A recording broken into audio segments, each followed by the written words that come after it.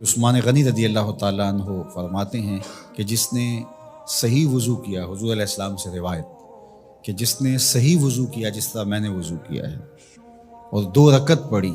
اور اس میں اس کو کسی غیر کا خیال نہ آیا تو اللہ تعالیٰ اس کے پچھلے سارے گناہ معاف کر دیتا ہے صرف 2 رکعت سے۔ لیکن اگر ساری نماز ہی خیالوں سے بھری پڑی رہی اور تصورات کہیں اور بھٹکتے رہے اور انسان کھڑا نماز میں ہے لیکن بہکتا کہیں اور رہا تو پھر وہ نماز کی صحیح اقامت نہیں ہوگی۔ تو ظاہر ہے کہ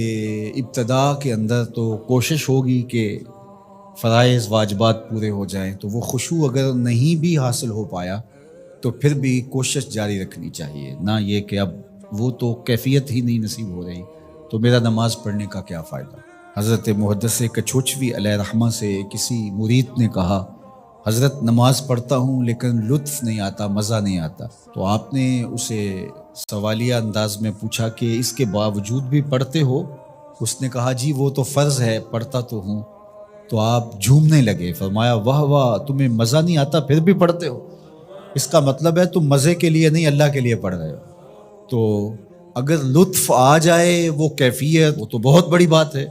لیکن اگر نہیں بھی ہے تو اس کا فریضہ تو ہے اس کی طرف سے جو عائد ہوتا ہے،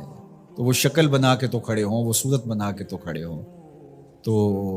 کسی دن وہ کیفیت بھی پیدا ہو جائے گی۔ تو اس لیے محنت کو جاری رکھو، کوشش کرتے رہو، تو ایک دن انشاءاللہ اس کیفیت میں بھی چلے جاؤ گے۔ اور آقا کریم نے ہمارے لیے آسانی پیدا فرما دی کہ اللہ کی عبادت اس طرح کرو کہ گویا تم اسے دیکھ رہے ہو، اور اگر یہ نہیں تو کم از کم یہ کیفیت تو ہو کہ وہ تمہیں دیکھ رہا ہے۔ تو اپنی اپنی کیفیت ہوتی ہے، بہرحال نماز کو ترک نہیں کرنا، بھرپور کوشش ہو کہ خشوع و خضوع کے ساتھ نصیب